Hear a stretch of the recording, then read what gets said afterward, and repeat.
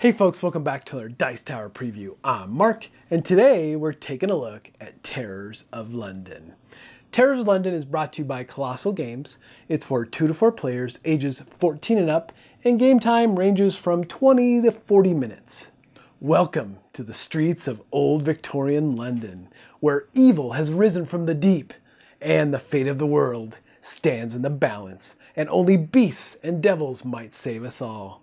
You take on the role of one of these overlords. These overlords consist of 4 factions. You have the undead, you have the beasts, you have the mortal world, and you have the spirit world. To start off, each player will select an overlord, grabbing the overlord's reference card. This reference card has some flavor text on the back, but more importantly, it shows your health and a starting ability, or its main ability, I should say. Also, each overlord has 4 influence cards. These influence cards can be mixed and matched, but you only get to pick 2 of them, and they have different special abilities, and there are a couple they suggest starting with for your first game. Also, each player will receive 5 cultists and 3 fanatics. Now this will round out your starting deck of 10 cards. This is what a typical setup is going to look like. You have your market deck, and then you have the street, where the market cards will come out and be available for purchase. Off to the left, you have accolades. These are hidden. You're not sure what type of accolade you will buy when you do purchase it. Also, you have your player area. And here's where you'll set up your deck and your discard pile, and along with your Overlord reference card, and of course an area for relics. And we'll talk about what all those things are in a minute. And there are some tokens that you'll put off to the side for special abilities that activate on certain cards throughout the game. Now, you also will place a marker on your starting health, and then you can begin. Terrors of London is a true deck builder. You're going to be building up your deck, making it super powerful, where you become the ultimate overlord, destroying your opposing overlord and reducing their health to 0.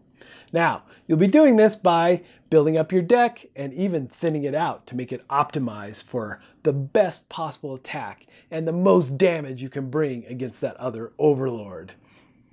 The game features several types of overlords and different powers they can use and a way to mix and match, which is really slick. Also, there's tons and tons of different cards in this marketplace that do so many different things, and how their powers combine and how they have different keywords and different abilities that really change up how you play each time, because every time you play, your deck is going to be different and you're trying to optimize, trying to find the best way to attack and become the ultimate overlord. Now on your turn, there are 3 main phases that you'll go through. You have the action phase, you have the cleanup phase, and the draw phase. Now this action phase is really the heart of the game. You'll be playing cards from your hand, doing all kinds of actions, and you can do any of these actions in any order you so choose. Now, there's lots of things going on here. You have overlord actions. Your main overlord has their own powers and things they can do. You have attack actions, and to augment those attack actions, you have horde actions. We'll take a closer look at some of these in the example. Also, you have relic actions, which are also really powerful items that are ever present on the table. And you have buy actions or purchase along the street next to the market. You have several cards to choose from. So you're trying to generate coins in your hand in order to get the more powerful cards out in the street. Now, before we dive into one example turn, and we're not going to go over every little keyword, but there's tons of keywords and things that trigger special things when you buy cards or when you play cards. But there are 4 main icons to be mindful of. There are the round icons, which represent the straight up gold or coin that you can use to purchase items on the street. Also, there's a black icon that represents your power, how much damage you're going to do to your opponent. And then there's the white icon that looks similar to power but is white, and this one is all about regeneration, gaining you health. Also, your factions have their own icon again, based on it being undead, beast, or mortal, or spirit. These are going to reside in the top left of the card, showing what type of card it is. And these are really important when we talk about horde, which we will get to in just a minute. All right, let's take a look at example turn. So I've got my 5 cards that I'm going to play. I'm going to play 2 cultists along with my lunacy, which is related to an actions that are related back to my Overlord. Now these 3 cards, well, I'm going to start with these. I have a couple choices on Lunacy that I can use it for power or coin, but I really want the coin in this particular instance. So there's 3 coins here to spin. Now, the Lunacy has a beast icon in the bottom, and it has a special action there, but if I was to play a beast card, then I could activate that. However, I do not have a beast card, and what I'm going to do is use these 3 coins to pick up this new relic out on the street that is 3 to purchase, and it is the Talisman. This relic will immediately go into my relic area on my player side. These relics activate right away and they are available for use. Now what's special about Talisman is that it gives me the ability to choose between 1 restoration, 1 power, or 1 coin when I use it. So it is super powerful. But I'm going to add it to my other relic cards. Now I have 3.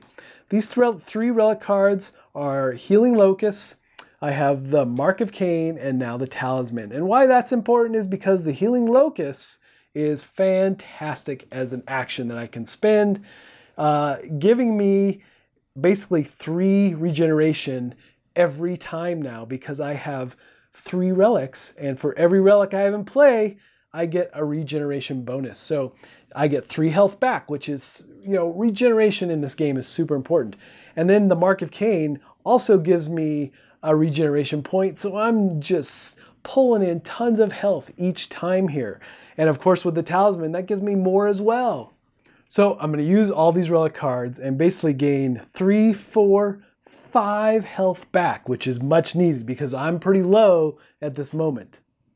All right, now we're ready to lay down some damage. So we have 2 cards basically that we're going to use to activate some attack actions here. And we're set up pretty nicely now. We were behind the ball for a little while, but now we've got some nice regeneration going on for our particular Overlord. And what we're going to do first is we're going to play our Warlock. Our Warlock is a mortal creature, and what he has is a base attack or base power value of 5. And that's going to hit our opponent for 5, but hold on, we have more damage to do. He also has a keyword called Command. Command is really powerful. It allows you to go back to your discard pile and grab a card, another monster, or faction I should say, that you can use in this battle right away as long as it has a cost of 3 or less. So we're going to do that. We're going to grab the Hunter and bring her out, which gives us another 2 points of damage, which is really quite slick because she's in play, and then we're going to play the Wraith. The Wraith has a Haunt ability. We're going to take the Haunt token and put it on the Wraith. And that just means the Wraith is going to hang out until the next turn. He's going to haunt us or haunt the area and be available to use in our next action or our next round. So now we're doing 9 points of damage with these 3 cards. However, we're going to create a horde. We're going to create a horde with the Warlock and the Wraith because if you look at the bottom of their card, you can see that the Warlock needs a spirit creature to team up with basically, and the Wraith needs a mortal creature or mortal to team up with. And once they do, they create a horde, which gives us some possibles at the bottom. You can create a curse, or we can get more damage. I think we're going to go for more damage. We're already at 9. Let's push it up to 11. So we're going to do 11 points of damage to our opposing Overlord.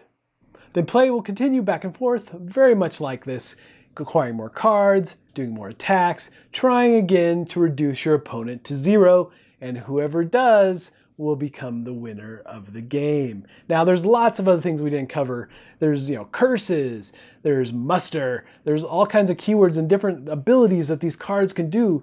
There just isn't enough time to cover all of the different things here in this video, but just know that there's a lot of variance, and there's a lot of variance in each of the different Overlords that you play. So it really keeps the game fresh, and creating those different types of mashups between the different creatures when they create the hordes and how they team up with each of the cards kind of team up and you gain different abilities really is powerful and key in this game. Alright folks, just a reminder once again, this has been a Dice Tower paid preview and everything you've seen here has been in prototype form. So keep a close eye on the campaign for any changes that still may occur. Now with that said, I really like the theme in this game. I love the artwork and how the different powers can combine. They've done a really nice job with this deck builder.